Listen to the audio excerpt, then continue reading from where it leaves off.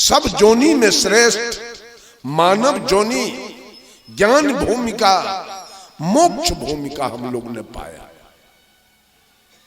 सदगुरु कबीर कहते हैं अवसर बहुत भलो रे भाई, अवसर बहुत भलो रे भाई, जो दहिया दे बन को दुर्लभ, सो दहिया तुम पाई, अवसर बहुत भलो रे भाई।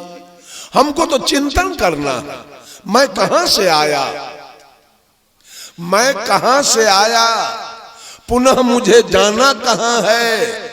क्योंकि ये सोच मानव के पास है, गाय भैंसी के पास ये चिंतन नहीं है, सोच नहीं है, लेकिन मनुष्य के पास ये ज्ञान भूमिका है समझने की और सोचने की कि मैं आया कहां से, इस दुनिया में मैं कहां से आया और पुनः मुझे जाना कहां है, मेरा यहां कौन है, मैं किसका हूं, कोई चिंतन नहीं।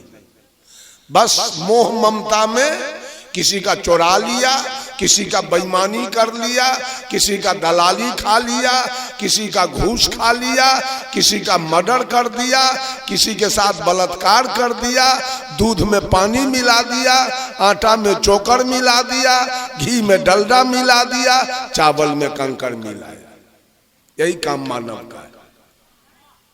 सोच समझ बिल्कुल खत्म, बिल्कुल इतना मोह में पड़ा है कि क्या क्या करके अपने बेटा पोता को हम अमीर बना दे, ऊपर उठा दे, कौन कर्म कुकर्म करके पता नहीं। अरे बूढ़े बूढ़े लोग दलाली खा रहे हैं अभी। मैं तो सोचता रहता हूं कि ये बूढ़े क्या चिंतन कहां गया, अब ये मिट्टी तर में जाएगा। साहब कबीर बीजक के आदि में कहते हैं करहु विचार ते सब दुख जाई। मनुष्य के अंदर तो विचार होना चाहिए। अगर मनुष्य के अंदर विचार आ जाए तो क्या वो तंबाकू खाएगा, क्या वो दारू पिएगा, विचार आ जाए तो क्या वो मांस खाएगा, क्या वो मछली खाएगा, क्या वो दलाली करेगा, घूस खाएगा, चोरी करेगा, बेईमानी करेगा, हत्या बलात्कार करेगा। सारे पाप कर्म एक विचार केवल आ जाए तो सारे पाप कर्म कट जाएंगे। लेकिन आज मनुष्य नाना प्रकार के देवी देवता भुइयां भवानी मंदिर मस्जिद बना के उसके पूजा में लगा और विचार तो साफ खत्म हो चुका है। आज भाई भाई से बेईमानी कर रहा है, बाप बेटा से बेईमानी कर रहा है, सास पुतोह से बेईमानी कर रही है, ननद भाभी से बेईमानी कर रही है, गोतनी गोतनी से बेईमानी। किसी को पते नहीं है कौन क्या है और कौन क्या नहीं है।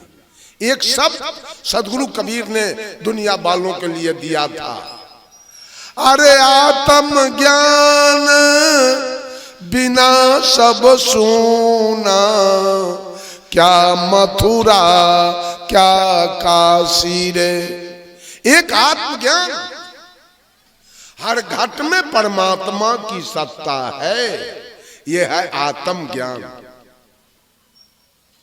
इतना ज्ञान मनुष्य को अगर हो गया कि हर घट में परमात्मा बैठा है तो वो परमात्मा को दारू कैसे देगा, वो परमात्मा को खैनी कैसे देगा, वो परमात्मा जो अंदर में बैठा है उसको बीड़ी कैसे देगा। और है जब तक वो परमात्मा की सत्ता घट में है तभी तक की आंखें दुनिया को देख रही है, कान दुनिया की बातों को सुन रहा है, नाक सुगंध दुर्गंध ले रहा है, मुंह बोल रहा है, खा रहा है, त्वचा स्पर्श कर रहा है। जिस समय परमात्मा काया से निकल जाएगा, आंखें बंद हो जाएगी, कान बंद हो जाएगा, नाक बंद हो जाएगा, मुंह की क्रिया बंद हो जाएगी और स्पर्श की क्रिया बंद हो जाएगी, सारी क्रिया समाप्त हो जाएंगी। जैसे लाइन है तो हैलोजन जल रहा है, मरकरी जल रहा है, ये माइक काम कर रहा है, पंखा चल रहा है, लाइन कट गया तो सारे बंद हो जाएंगे।